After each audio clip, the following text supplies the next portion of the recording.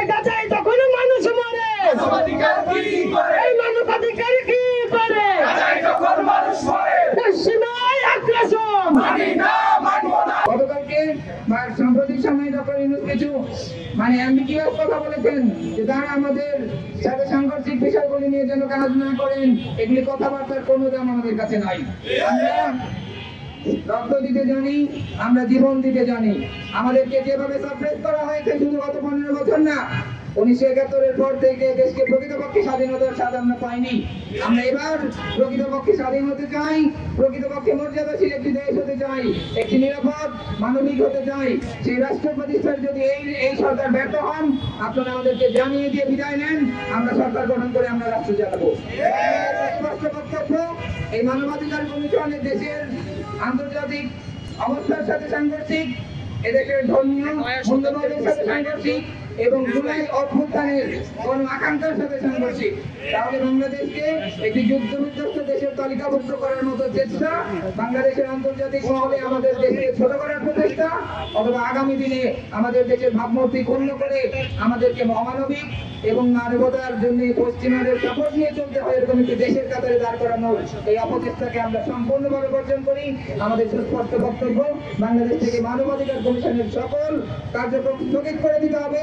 বাংলাদেশের যেই প্রাতিষ্ঠানিক প্রতিষ্ঠার মাধ্যমে মানবাধিকার নিশ্চিত করা যাবে, যে জুডিশিয়ারির ইন্ডিপেন্ডেন্স নিশ্চিত করার মাধ্যমে মানবাধিকার নিশ্চিত করা যাবে, আমাদের দেশে মানবাধিকার কমিশনকে পুনর্গঠন করার মাধ্যমে মানবাধিকার নিশ্চিত করা যাবে, আইনগত কোনো ত্রুটি থাকলে সেই আইনের সংস্কার করার মাধ্যমে যেভাবে মানবাধিকার প্রতিষ্ঠা করা যাবে দেশের মাধ্যমে, আমরা সেটি চাই। সেই এজেন্ডাকে সামনে নিয়ে আসুন, আমরা আপনাদের পাশে থাকবো। কিন্তু আমাদেরকে কোনোভাবেই কোনো নাটক সিনেমা দেখিয়ে ভুল বোঝানোর চেষ্টা করবেন না। আপনাদের চরিত্র আমরা ভালো করে জানি। আমরা এই মুহূর্তে আপনাদেরকে মেনে নিয়েছি বড় শয়তান ঠেকানোর জন্য ছোট শয়তানকে ঘাড়ে নিয়েছি। মনে করেন না যে আপনাদের উপরে আমাদের খুব ঈমান আছে। যে সরকারগুলো ছিল সেই সরকারগুলো আমাদের দেশের স্বার্থে কখনো কাজ করেনি। তারা সবসময় বিভিন্ন বিদেশি পরাশক্তিদের জন্যই আমাদের কাজগুলো, দেশের বিভিন্ন চুক্তি, বিভিন্ন স্থাপনাগুলো করেছিল। দেশের স্বার্থে বা জনগণের স্বার্থে তারা কখনো কাজ করেনি। তো আমরা এই কিছুদিন আগে জুলাই যে গণঅভ্যুত্থান দেখেছি, সেখানে মূলত ছাত্র জনতা এবং দেশের আম জনতা মিলে এই বিগত ফ্যাসিস্ট সরকারকে সরিয়ে একটি স্বাধীন সরকারকে এখানে তারা ক্ষমতায় বসিয়েছে।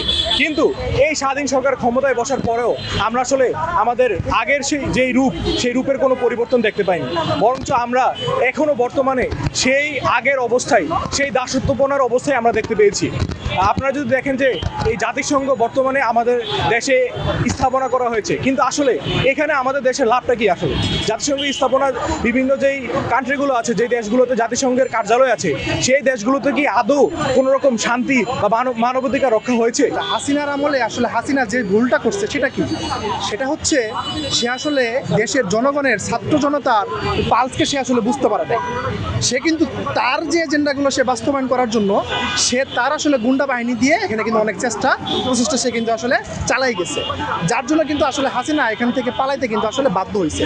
ঠিক একইভাবে আমি বলবো আসলে ইউনূস গং সে আসলে এই ছাত্র জনতার পালস আসলে বুঝতে পারতেছে।